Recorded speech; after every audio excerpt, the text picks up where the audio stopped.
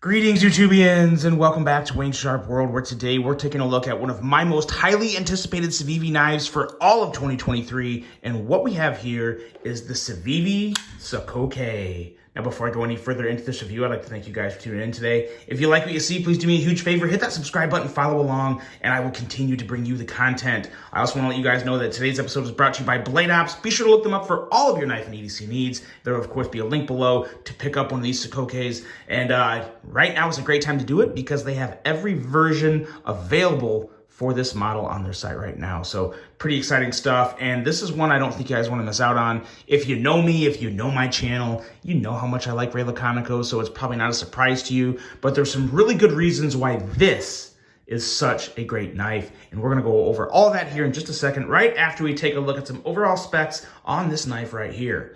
We have an overall length of 7.64 inches, a blade length coming in at 3.35 inches, and a blade thickness of 120 thousandths. Blade material on this guy is 14C28N. You don't see it quite as much as you used to on Civivis. You see a lot of Nitro V, so it's really nice to see that 14C28N back on these blades.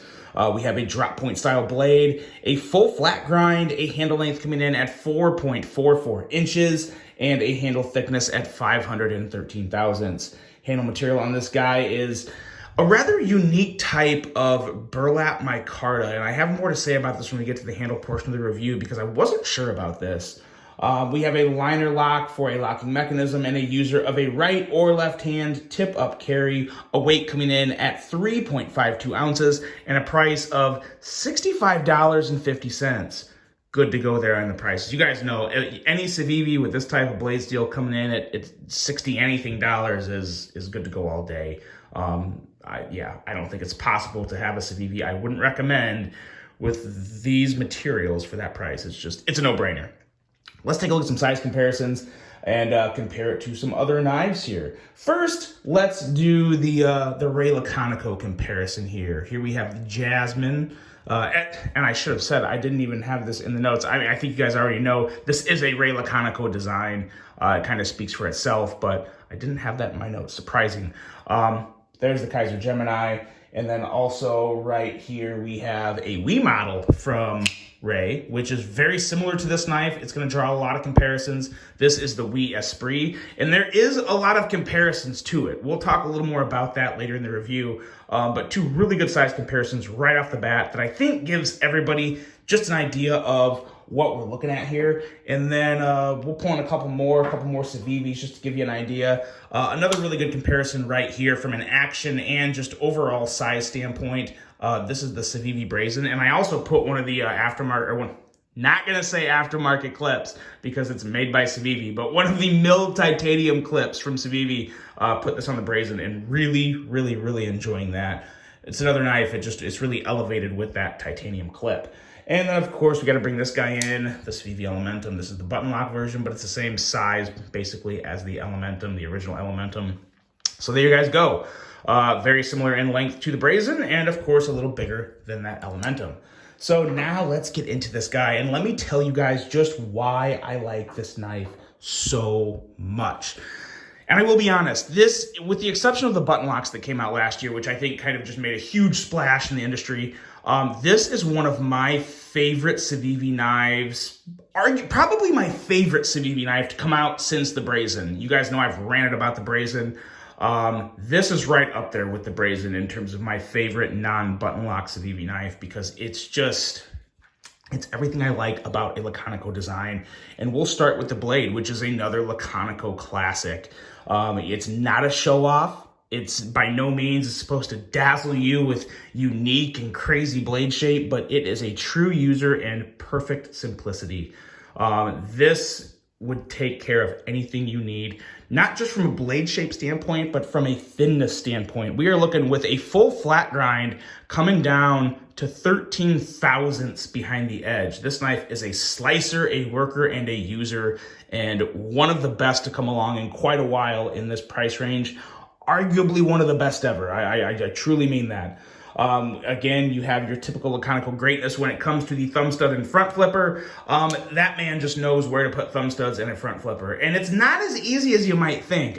There's still knives that come out to where the thumb studs could be a little better. The front flipper could be, you know, just a little more fluid. You know, when you go to use it, you don't feel like you're, you know, like, yeah, it's just certain things that can just be difficult with it.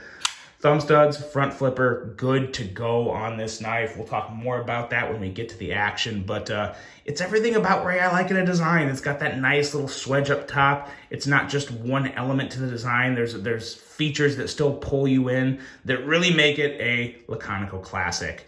Going into the handle here, this is where I was a little skeptical. Now this, I actually have already got one of these coming my way that's in a different version. It's the brown or tan one in micarta. And I'll show you guys that one too when I get it in. I actually have a little bit of crow to eat and a story to tell when I get that knife. So that's coming later down the road. But this here, I was really intrigued by this material. What it is, they just call it burlap micarta. And I don't disagree, but I get more of like micarta and G10 vibes, because what they did was they took regular burlap micarta, as you can see here, and it looks really nice. I'm not like, I don't dislike this, but it's just very different, because what they did was they took just like one layer of burlap micarta instead of just layering it over and over. So normally you would see like the depth in burlap micarta. But what they did was basically just take one layer, and they just used a lot more resin, and they used like this, basically an OD green type of resin. And if they used more than one layer, they layered them further apart to where you see a lot more of the resin than you do the burlap. And that's weird. It takes a little getting used to, because it feels just as much like a G10 handle as a burlap micarta handle. But I will say it definitely has the tackiness that comes along with burlap micarta, which is really nice. So it's a really unique material. And I will say this, if you're on the fence, like if you saw this particular version here and you're wondering, would I like it? You know, I can't guarantee you'd like it, but I do think it's worth checking out, because I'm satisfied with this. I thought this was going to be a lot worse than I got it. I didn't have too high hopes for this material, but it's kind of cool. It's kind of cool. You get kind of specks on the spine, and then on the front you do have the full grain of the micarta, and you get a little bit of dry spots, but again, you put a little beard oil or mineral oil in there, and it's going to really pop. You're going to have more elements, kind of like what you have up here, more of the brown kind of shining through. So it's pretty interesting, and I like it. It is a nice combination. I like how it works with the all black hardware. Pretty good. Different, unique, not too bad. Now the actual handle itself, it's another Laconico classic. There's no hot spots, there's no nothing. It's just very smooth, rather neutral and contoured, and feels very, very good in hand. Huge fan of this guy. Really do like the ergos. Again, I don't really like this deep carry clip, especially being a front flipper. I would love to have a milled clip here, but it's recessed. Now, granted, that's a good thing. If you don't want to change a clip, that is a very good thing. I'm definitely not going to knock Kaiser for that, but I really, really wish that this was a flat clip, or a flat spot here to where I could put one of the milled titanium clips on it, because that would perfect this knife. Now, I don't have any issues with the action, but a milled clip would just work better, and the ergos would be a lot better, because you wouldn't feel that ramp of the clip there, and you wouldn't feel this whole dip area of the clip in your hand, which you do feel, because the hand, again, is so neutral. It's not real thick, or, you know, it's not really a hand filler, but it does sit very well in your hand, and it kind of finds a natural place. It's pretty easy, but it would definitely be better with a milled clip. Outside of that, you have a liner lock that's good to go. Access is really good, but it doesn't look quite as good as some. That's typical with a Laconico design. I've never seen a Laconico design where there's a lot of the front scale kind of shaved back to see the liner. I think Ray likes to do that to keep it, you know, more of a clean, just a clean look from side to side without too much of a dip on this end. So no issue there. Still very easy to get into. Break that lock and close the blade. The one thing you want to be cautious of when you're opening it, when you're closing it, is that your finger, so like when you go to close it like this wouldn't work because of the front flipper. It kind of sticks farther back. So you got to make sure you got your finger far enough back when you go to do it, but it is buttery smooth. No issues with the action here.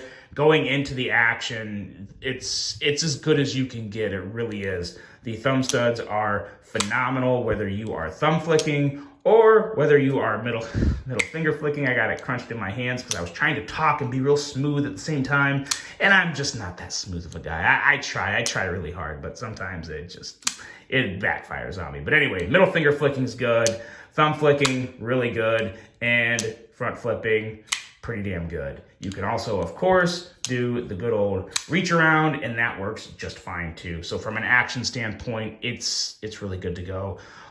Especially the smoothness on the close. Sometimes there are some Civivis that I feel like are a little tighter in the action when it comes to close, can be a little stiff. Not this one. Thumb studs are, I really like the thumb flick on this. The action on this knife is a combination of two things for me. It is basically the thumb studs from the Brazen, and it is the front flipping action from the Esprit. So two amazing knives that are combined into a different, unique budget package that I think is absolutely phenomenal. And I really mean it when I say this. Button locks aside, this is arguably my most favorite Civivi. It's one of these two. It's either the Sokoke or it is the Brazen. These are my two favorite non-button lock Civivis because they are really good. And to be honest, right now, I really couldn't pick one or the other. I have a lot of history with the Brazen, so I don't know. That'd be a tough one to overcome. But this Sokoke is good to go all day. 4 flavors to choose from, and just a phenomenal offering from Civivi. I'm so glad to see them back with Ray coming out with designs. They look great. They feel great. They're an incredible value, and they're just good to go.